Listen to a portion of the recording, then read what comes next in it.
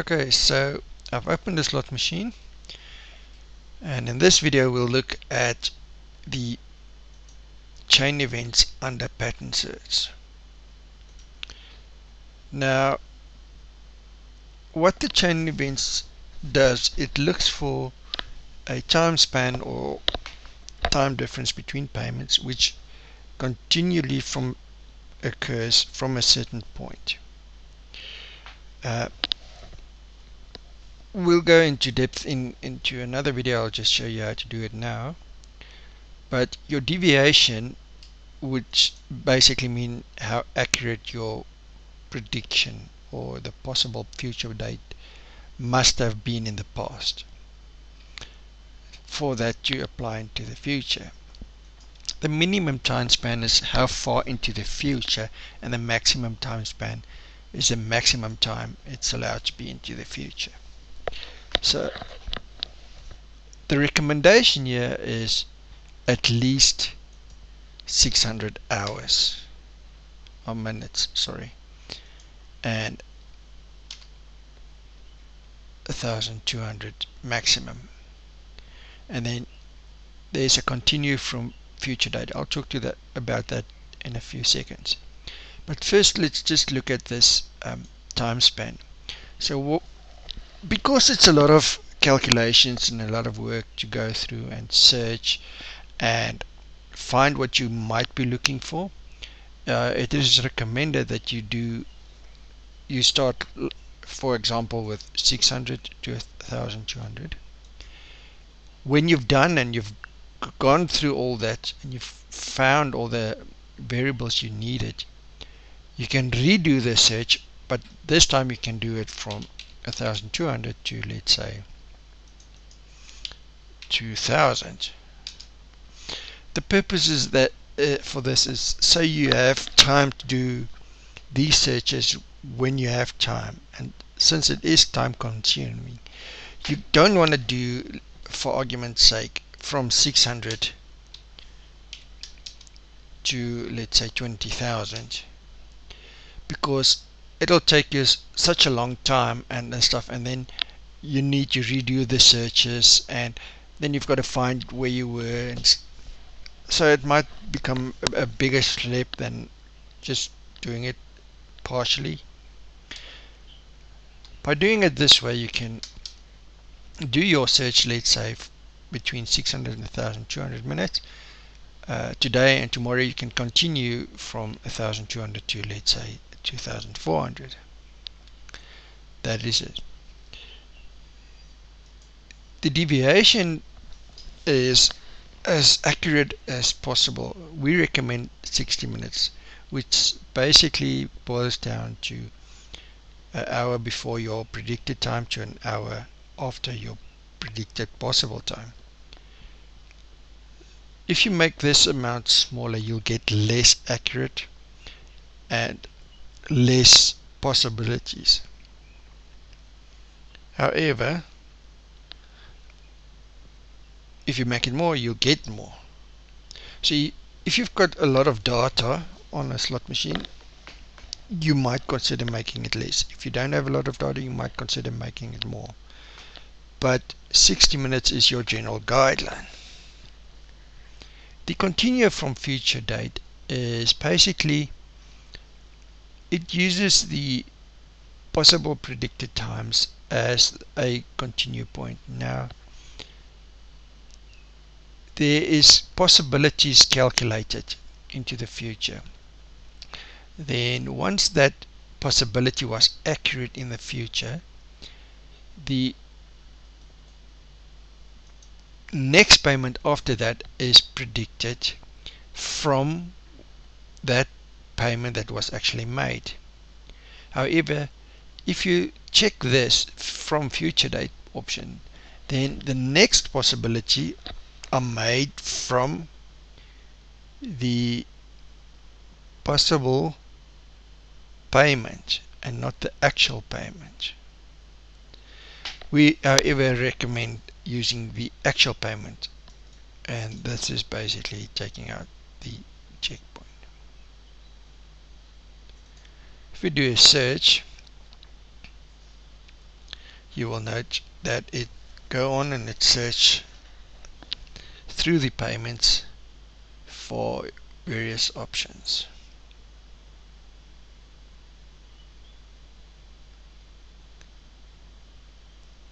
Now you will note there's a start point, a start date, a second date, the time difference between those two, and then all the accurate payments. As soon as it's got a star in front, that is the possible future payment that was not achieved or realized. That so that might be for various reasons.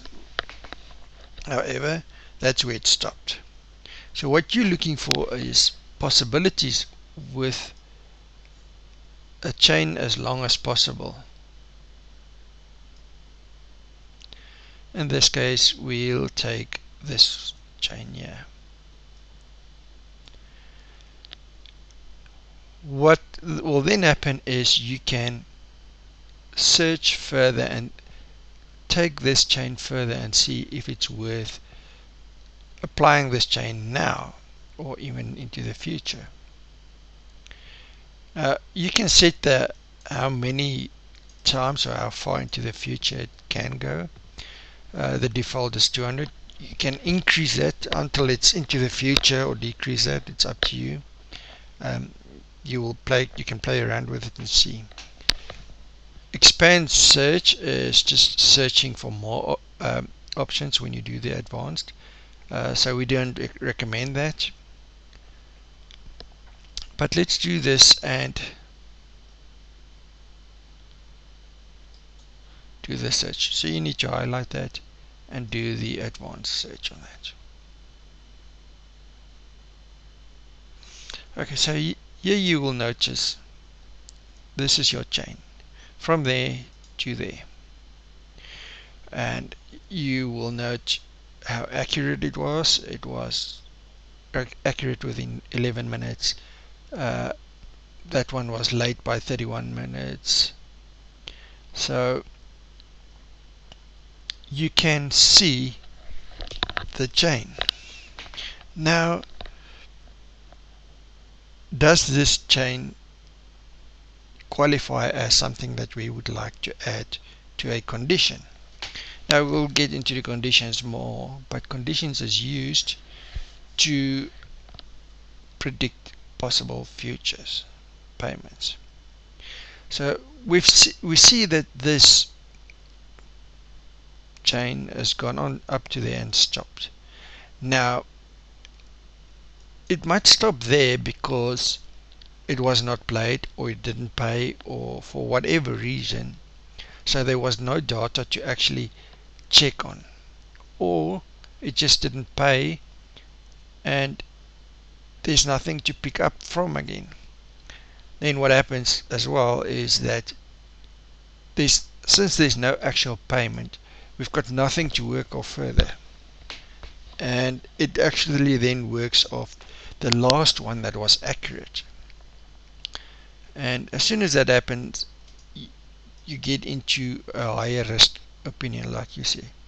Then you might pick it up there again, but once again that was in the chain. However, once again it didn't pay there. So you will note you can't use, or you look for all these type of misses and reasons why they miss. The thing is, how do you use this chain and is it usable? Now the first thing you will note is on your right hand side there's a condition screen with a percentage. So the condition in this, it's got to have a payment first of 3 o'clock on the same day of 10. What does that mean? So it has to have a payment on 3 o'clock in the morning on the 10th of a month. As soon as it's got that, then it can apply this condition and then give possible predictions. Now what happens now is the computer went and it checked through all the data, and it checked this condition or this string or payment history, and it's given us a 33%.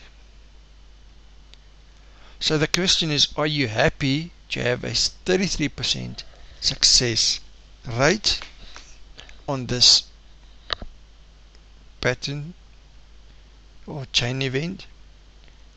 And if you are, then you can log it as a chain event. As soon as you log this, it can be used in your calendar calculations. So when you get new data, it can calculate if the condition is met to give you a possible future payment. So you might also find that you get chain events which works fine or works only on, let's say, Thursdays, or it might never work, or it might work Mondays and Thursdays, or it might not work on a Saturday. So you can basically modify or put even further conditions on that. So what you can do is you can say, okay, if it was on a Monday and a Sunday, and you can add up to a third option, which we won't do here, then it won't apply this condition. So only if this condition happens on a Thursday, it will apply this. So let's lock this, and there you know, this is the condition. We'll get onto how to actually use these conditions in another video, but for now, this is how you use your chain events. Now the chain events is a very manually intensive step in this system, and it's not needed or required. However, it is something that might help you gain some knowledge and understand many of the other features in this software.